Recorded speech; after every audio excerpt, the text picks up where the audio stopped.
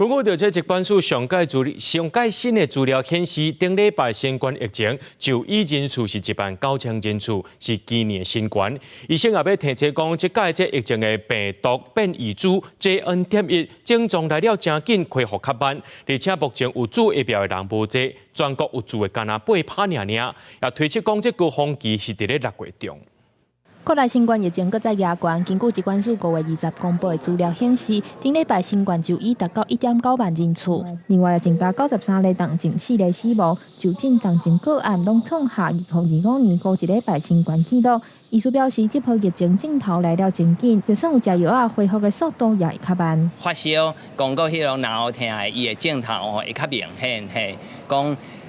同样吼，治疗以后啊吼，伊迄吼镜头慢慢会改善。讲但是吼，即波的迄个病毒株啊吼，你的发烧、讲脑会疼吼，伊迄改善的程度，甲进前的一寡病毒比起来，伊的好程度会较慢一点嘛。医师表示，预估疫情高峰期会伫6月中下旬，因为这届病毒是新的变异株 JN.1。目前全国疫苗覆盖率敢若8%，65岁以上有注疫苗无到2成。建议除了挂嘴暗、食洗手，上重要的爱赶紧去注疫苗，降低感染或者是重症的风险。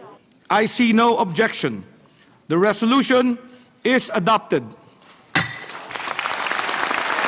虽然新冠疫情离全球有较缓和，但为着因应未来全球搁再拄到别款疫情大流行，今年世界卫生大会也讨论到全球疫情的防范计划。伫5月20大会当中，计共有124个成员国同意，也通过大流行公约。若是出现大流行疫情，世界各国通得到药品、疗法和疫苗的资源。世界卫生组织秘书长谭德赛也发布声明表示，这是历史性重要时刻，未来世界也会更较安全。以下两个社区林台北报道。